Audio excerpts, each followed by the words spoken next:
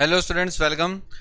तो English medium, taxation and accountancy, S Y B com semester 3 capital gain के short question मैं करवा रहा हूँ। ठीक है, जो दो तीन शॉर्ट क्वेश्चन है जो शायद इस टाइप का कॉन्सेप्ट आपको एग्जाम में ज़्यादा यूजफुल हो। ठीक है, तो वो मैं क्वेश्चन आपको यहाँ पर करवा रहा हूँ। कैपिटल गेन के रिलेटेड क्वेश्चन है, शॉर्ट क्वेश्चन है। ओके, चलो तो देखो क्वेश्चन के अंदर आपको देखो क्या दे रखा है कैपिटल गेन के अंदर। तो यहां पर बोला गया during the year 2002 and 3 Miss Neeta, okay, आप एक लेडी थी जिसने परचेस किया था रेसिडेंशियल हाउस ₹3,15,000 में। कौन से साल में परचेस किया वो देखना बहुत इंपॉर्टेंट है। कौन से साल में परचेस किया था? तो उसने साल 2002-3 में परचेस किया था। ओके, 3,15,000 में। और ये जो हाउस है वो उसने सोल्ड कर दिया था 35,58,000 में। और पे करने के बाद कितनी पे की? ब्रोकरेज 15,000 की ब्रोकरेज पे की। यानी घर बेचा होगा तो उसने कुछ 15,000 का तो ब्रोकरेज पे कर दिया। ओके, आगे बढ़ते हैं। On 1/2/2020 a contract was done to purchase a new residential house। देखो उसने नया घर परचेस कर लिया 25 लाख का, यानी एक घर बेच के दूसरा घर खरीद लिया। अब देखो जब भी एक हाउस अगर बेच के अगर दूसरा हाउस परचेस करते तो आप सेक्शन कौन सी अप्लाई करोगे? तो सेक्शन नंबर अप्लाई करोगे आप, सेक्शन 54। ठीक है, जब भी आपने अगर जो प्रॉपर्टी सेल की है वो अगर रेजिडेंशियल हाउस हो, अगर जो सेल किया है वो अगर रेजिडेंशियल हाउस हो, ओके, रेजिडेंशियल हाउस हो, और जो प्रॉपर्टी में आपने पैसे इन्वेस्ट किए, ठीक है, वो भी अगर आपका रेजिडेंशियल हाउस हो, ओके, तो यहां पर आपको सेक्शन 54 के अंदर जो बेनिफिट है वो मिलेगा और टैक्स कम भरना पड़ सकता है। चलो देखते हैं तो कितना टैक्स इसको भरना पड़ सकता है, कितनी अमाउंट पे। तो देखो सबसे पहले एग्जाम में आप प्रीवियस ईयर लिख दो जो कि है आपका 2019-20, और आप असेसमेंट ईयर लिख दो जो कि है वो आपका 2020-21। आप पहले लिख दो सेल्स कंसिडरेशन, कितने में आपने प्रॉपर्टी बेची, कितने में प्रॉपर्टी बेची। तो देखो उसने जो प्रॉपर्टी बेची 35,58,000 में बेच दी। ठीक है, आप देखो 35,58,000 में प्रॉपर्टी बेची थी। अब 35,58,000 उसको मिले तो उसमें से उसने 15,000 तो ब्रोकरेज का ही पैसा पे कर दिया ना, ब्रोकरेज का ही पे कर दिया, मतलब एक्सपेंस हो गया 15,000 का। तो आप गवर्नमेंट को बोलोगे ना कि हमने इतने रुपए में अगर घर बेचा भी है तो 15,000 का तो हमारा खर्चा हो गया। तो 15,000 का जो एक्सपेंस है वो आप यहाँ से लेस कर दो, घर बेचने के कारण जो एक्सपेंस हुआ वो, और फिर वो आप यहाँ से माइनस करके जो अमाउंट आ रही वो आपके हाथ में इतने पैसे बचे, नेट कंसिडरेशन। यानी घर बेच के आपको नेट इतना मिला। ओके, अब ये देखना है क्या ये घर आपने बेचा था वो शॉर्ट टर्म था या लॉन्ग टर्म। तो ये देखो ये देखने की इसमें कोई ज़रूरत भी नहीं पड़ी, क्योंकि 2002 में अगर आप कोई हाउस परचेस करते हो 2002-3 में और अभी 2019-20 में बेचते हो तो फिर तो ये तो लॉन्ग टर्म ही हो गया, क्योंकि short term long term house के लिए कितने मंथ देखना होता है? 24 मंथ। अगर आप आफ्टर 24 मंथ अगर बेचते हो, ठीक है, घर खरीदने के बाद अगर आफ्टर 24 मंथ बेचोगे तो वो लॉन्ग टर्म प्रॉपर्टी मानी जाती है, लॉन्ग टर्म इन्वेस्टमेंट के लिए लॉन्ग टर्म प्रॉपर्टी मानी जाती है। तो यहाँ पर आप कैपिटल गेन की जो लॉन्ग टर्म प्रॉपर्टी है वो बेचते हो तो यहाँ पर आपको इंडेक्स कॉस्ट लगता है, index cost of acquisition. Okay, आप इंडेक्स कॉस्ट कैसे निकालोगे? तो आपने कितने में प्रॉपर्टी खरीदी थी? तो आपने जब प्रॉपर्टी परचेस की थी तो 3,15,000 में परचेस की थी, तो आप यहाँ पर 3,15,000 लिखो, और कौन से साल में बेचा था उसका इंडेक्स नंबर आपको क्वेश्चन में नीचे दिया होगा, देखो ऐसे और इस साल का इंडेक्स नंबर है 289, तो 289 से मल्टीपल करो और जिस साल में खरीदा था उसका इंडेक्स नंबर भी आपको नीचे दिया होगा क्वेश्चन में, उससे क्या कर लो, डिवाइड कर लो। ओके, जिस साल आपने परचेस किया था उसका इंडेक्स नंबर आपको दिया होगा तो आप उससे डिवाइड कर लो, तो आपका आंसर आ जाएगा, एक कॉस्ट आपको मिलेगी।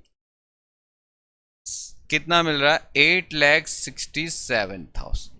अब 8,67,000 आप माइनस कर दो 35,43,000 में से, मतलब आपको यहां पर 26,76,000 का लॉन्ग टर्म गेन हो गया, लॉन्ग टर्म गेन हो गया। अब ये जो लॉन्ग टर्म गेन हुआ, अब इसके ऊपर आपको टैक्स भरना पड़ जाता है 20%। आप सोचो 26 लाख के ऊपर, अगर आप 26 लाख के आसपास जो अमाउंट आपकी 26,76,000 उसके ऊपर अगर आप टैक्स भरोगे 20%, तो कितना ज़्यादा टैक्स चला जाएगा। ठीक है, तो इस आदमी ने वो टैक्स बचाने के लिए क्या किया, देखो उसने बोला कि इस घर को बेच के उसने नया घर खरीद लिया 25 लाख का। ठीक है, नया घर खरीद लिया 25 लाख का।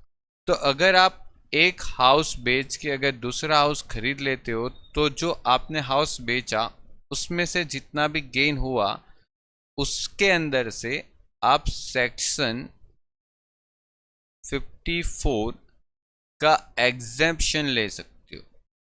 ओके, और कितने का एग्जेम्पशन ले सकते हो कि न्यू हाउस में आपने इन्वेस्ट कितना किया, न्यू प्रॉपर्टी में आपने पैसा इन्वेस्ट कितना किया। तो देखो न्यू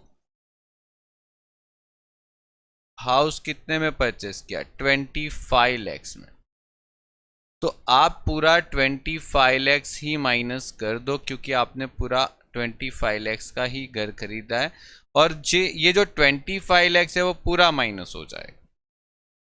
ठीक है, ये 25 लैक्स है वो पूरा माइनस हो जाएगा, और यहाँ पर आपका जो टैक्स बच गया वो कितना बचेगा, जो आपके पास गेन बच गया वो कितना बचेगा, तो 26,76,000 में से आप 25 लैक्स माइनस कर दो, तो 1,76,000 का जो बच गया उसको हम टैक्सेबल कैपिटल गेन बोलेंगे। क्या बोलेंगे, टैक्सेबल कैपिटल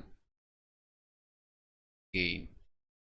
ओके, और ये जो गेन है उसके ऊपर अभी आप बच गया उतने पर टैक्स भरना पड़ेगा 20%। तो देखो टैक्स काफ़ी कम हो गया आपका। ठीक है, अगर आप नए घर में इन्वेस्ट नहीं करते हो तो फिर तो टैक्स भरना पड़ जाएगा।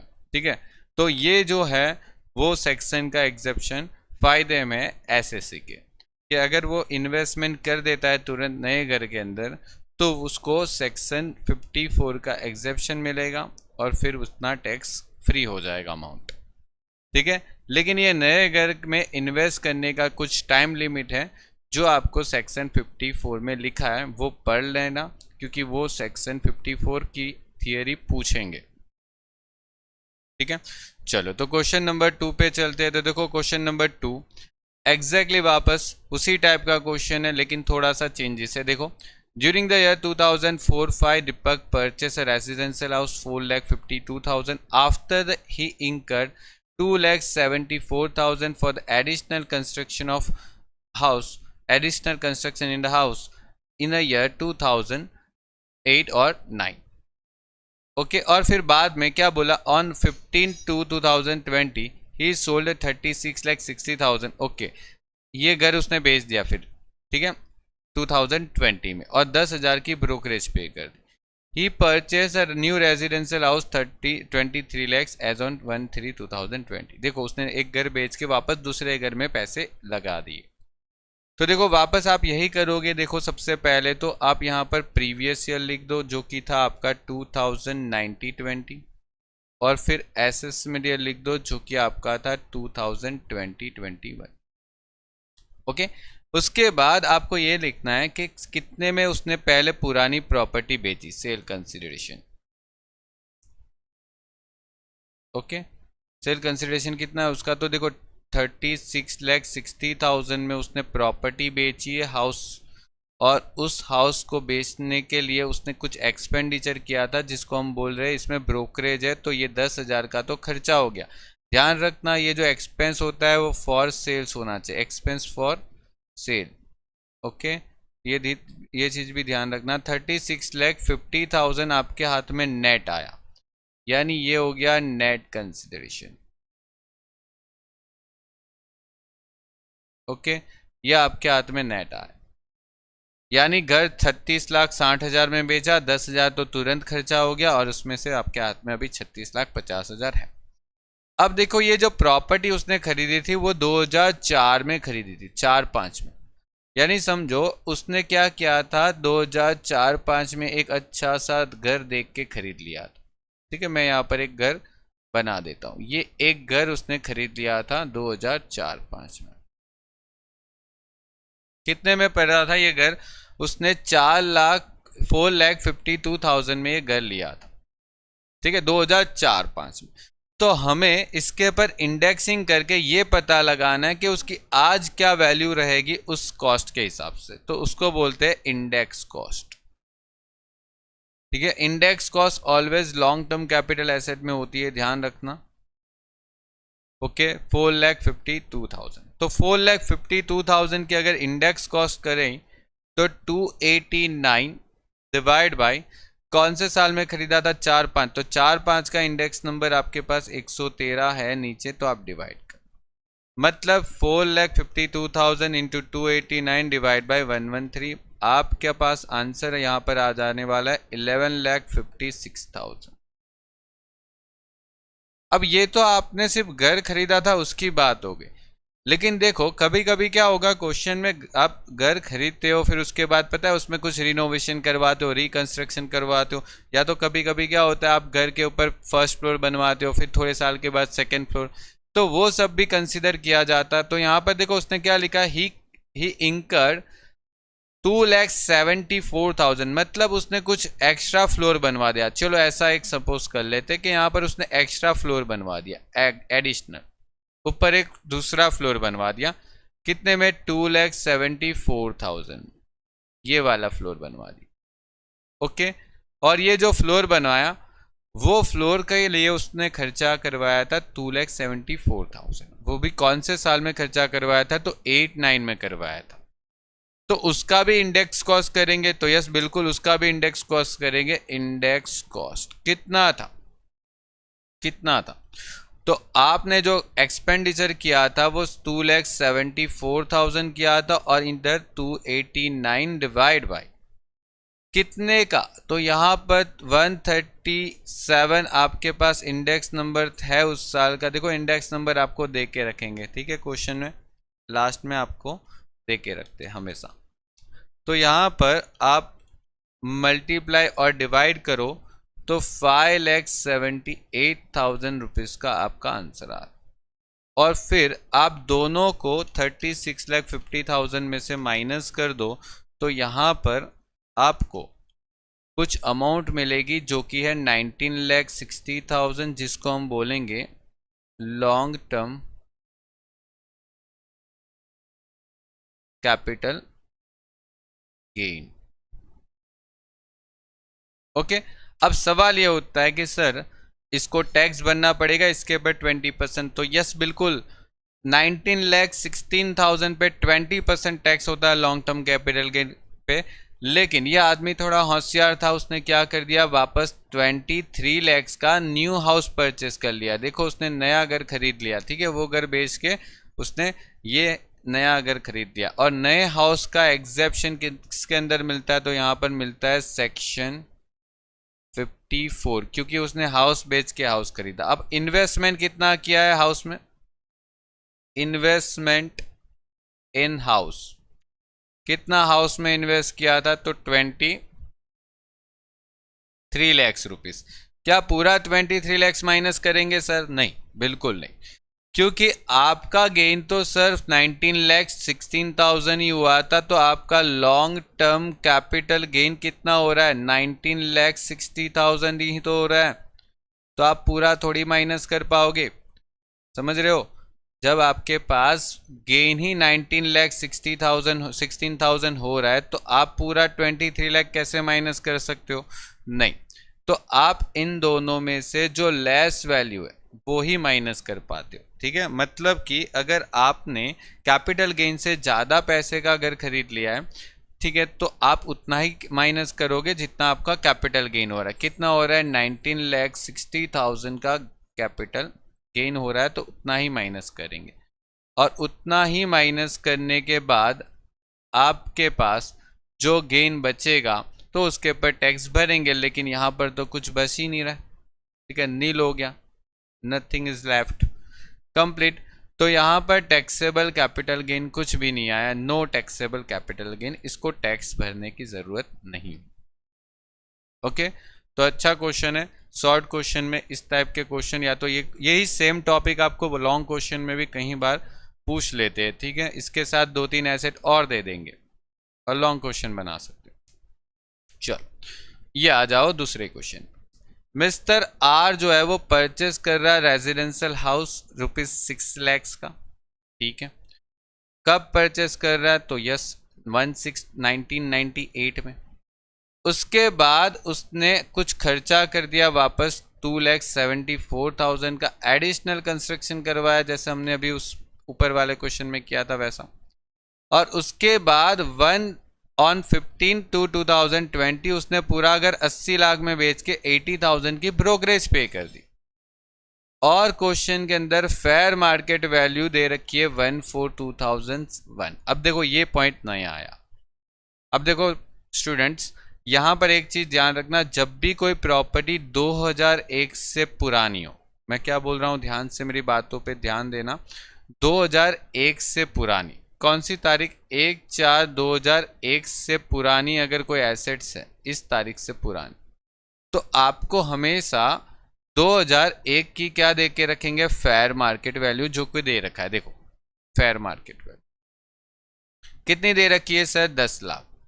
तो आपको क्या करना है, ये 6 लाख की जो उसकी वैल्यू थी और 10 लाख की जो वैल्यू थी, मतलब आपको कॉस्ट क्या लेनी है? 6 लाख और 10 लाख। ठीक है, दोनों में से जो हायर वैल्यू है ना, हायर वैल्यू, वो आपको ध्यान में लेना है। दोनों में से जो हायर वैल्यू, दोनों में से जो हायर वैल्यू है उसके अकॉर्डिंग आपको कैलकुलेशन करनी है अपनी। ठीक है, वो आपकी कॉस्ट हो जाती है। ठीक है, ऐसा आपको तभी करना है जब कोई प्रॉपर्टी 2001 से पहले खरीदी गई हो। ध्यान से, मैं बार बार रिपीट कर रहा हूं, 2001 से पहले। ठीक है, चलिए, तो यहां पर अभी आप वापस सेल कंसिडरेशन लिख दोगे।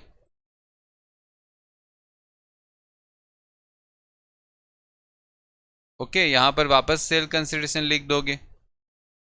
ओके, तो देखो सेल कंसिडरेशन क्या है, उसने कितने में प्रॉपर्टी बेची है? तो देखो 80 लाख रुपीज में प्रॉपर्टी बेच के रखी है उसने, 80 लाख रुपीज में प्रॉपर्टी बेची। और एक्सपेंस कितना? क्या एक्सपेंस फॉर सेल आउट।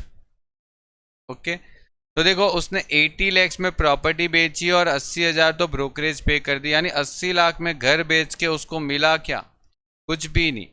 ठीक है, 80 लाख में बेच के 79,20,000 तो उसके हाथ में अभी आए। ठीक है, क्योंकि उसमें 80,000 तो खर्च हो गया। ठीक है, तो ये आपका था नेट कंसिडरेशन। ओके, ये आपका था नेट कंसिडरेशन। तो ध्यान दो, इस हिसाब से पहले आपको कैलकुलेशन तो कॉमनली सब में करनी। अब देखो ये घर जो था उसने खरीदा था 1998 में खरीदा था, 2001 से भी पहले। तो आपको मैंने अभी बता दिया कि आप इंडेक्स कॉस्ट जब करोगे, इंडेक्स कॉस्ट तो किसके ऊपर अप्लाई करोगे? तो इंडेक्स कॉस्ट मैंने आपको बोला ना कि इन दोनों में से जो हायर वैल्यू आ रही है, तो सर हायर वैल्यू कौन सी है? 10 लाख।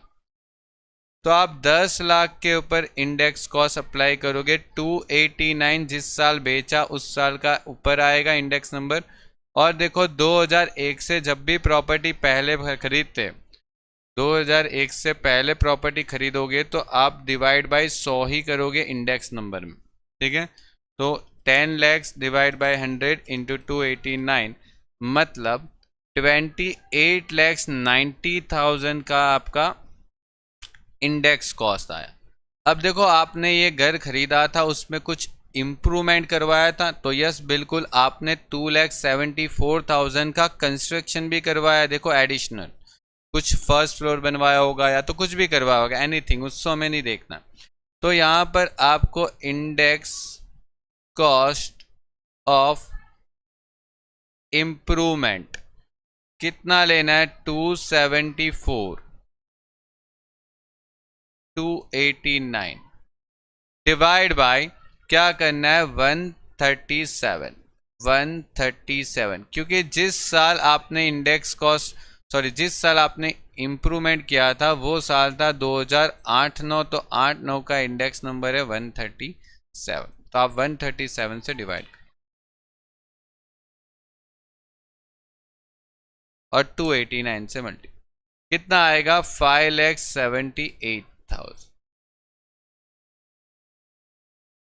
तो 79,20,000 माइनस 28,90,000 माइनस 5,78,000, मतलब अभी भी देखो आपको गेन कितना हो रहा है, बहुत ज़्यादा गेन हो रहा है इसको। ठीक है, तो लॉन्ग टर्म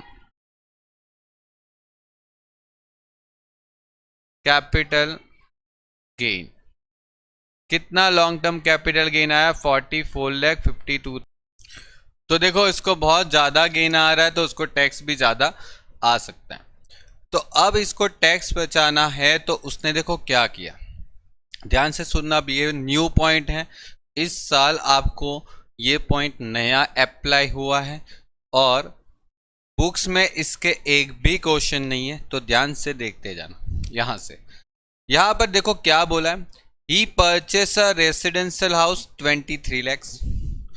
ओके, एक घर उसने खरीदा 23 लाख में और वो भी 1/3/2020 में सूरत में, और सेकेंड हाउस उसने फिर से परचेस किया दूसरा घर 25 लाख में 1/4/2020 में, और वो भी नवसारी में। यानी उसने 2 घर ले लिया। क्या वो 2 घर खरीद सकता है सेक्शन 54 के अंदर? तो देखो सेक्शन 54 के अंदर अगर आप 2 घर खरीदना चाहो तो खरीद सकते हो, लेकिन कब खरीद सकते हो उसके लिए एक रूल्स है। क्या रूल्स है? तो देखो आपका लॉन्ग टर्म कैपिटल गेन अगर 2 करोड़ से कम होता है, ठीक है, अगर आपका long term capital gain 2 crore से कम होता है, ठीक है, 2 करोड़ से कम, तो यहां पर आप 2 घर परचेस कर सकते हो।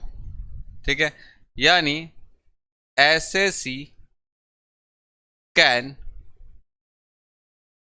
Purchase 2 residential house. ओके, ध्यान रखना, ये आदमी ने दो घर खरीद लिए। एक घर देखो 23 लाख का खरीदा है उसने, तो यहां पर देखो सेक्शन 54 का अगर उसको एग्जेम्पशन लेना है तो एक घर उसको 23 लाख का खरीदना पड़ेगा, ठीक है, जो खरीद लिया उसने, और दूसरा घर उसने 25 लाख का खरीद लिया। ठीक है, दूसरा अगर उसने 25 लाख का खरीद लिया, मतलब एक 23 लाख का एक 25 लाख का, मतलब दोनों घर मिलके उसने 23 लाख प्लस 25 लाख मतलब 48 लैक्स का इन्वेस्टमेंट कर दिया। कितने का? 48 लैक्स का।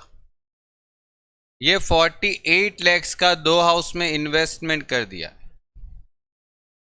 अब ध्यान रखना, मैंने आपको क्या बोला है, 2 घर तभी खरीद सकते हैं जब आपका long term capital gain 2 crore से कम हो।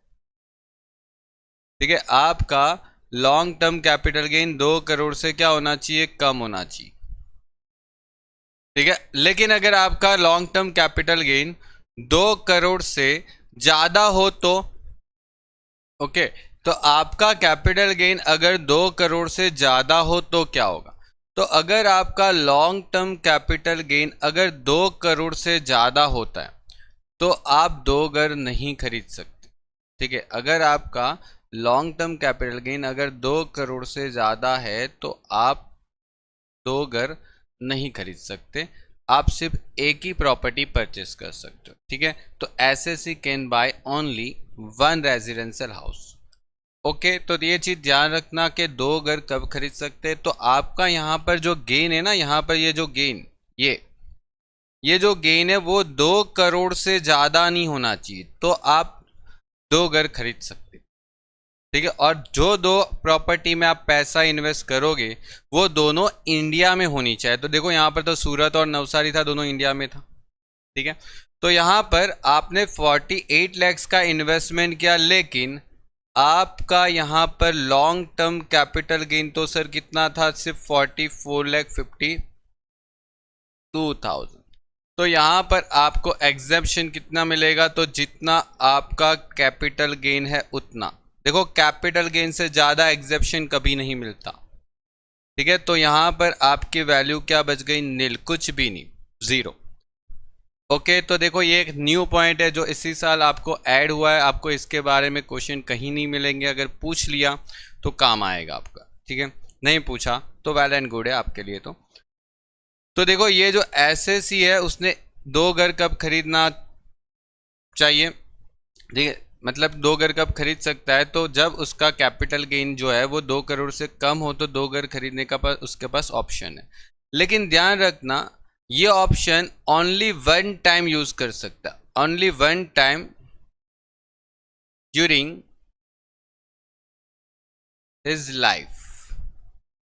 ओके, एसएससी अपनी लाइफ में ओनली एक ही बार ये कारनामा कर सकता है, ऐसा समझ सकते, ठीक है। यानी अगर आपने आपकी लाइफ में अगर एक बार ये प्रॉपर्टी 2 बार खरीदने का ऑप्शन, यानी सेक्शन 54 के अंदर एक बार आपने 2 घर खरीद के ये ऑप्शन यूज कर लिया, ठीक है, एग्जेप्शन ले लिया, फिर फ्यूचर में वापस आपको गेन हुआ और आपने वापस 2 घर खरीदा, तो वो नहीं चलेगा। तो फिर आपको फिर बाद में तो एक ही घर खरीदने का ऑप्शन रहेगा आपके पास। ये 2 घर प्रॉपर्टी खरीदने का जो ऑप्शन है वो आपके लाइफ में एक बार ही यूज कर सकते हो आप, उससे ज़्यादा नहीं। और फिर एक बार अगर आपने यूज़ कर लिया, फिर आप फ्यूचर में कभी भी सेक्शन 54 को अगर यूज़ करना चाहते हो तो सिर्फ एक ही घर खरीदना पड़ेगा आपको, 2 घर नहीं, ठीक है। तो ये आपका कंप्लीट हो गया सेक्शन 54 की जो भी सेक्शन थी उसके रिलेटेड मैंने 2-3 क्वेश्चन यहाँ पर आपको कंप्लीट करवाया, ठीक है। चलिए, तो all the best for your exam.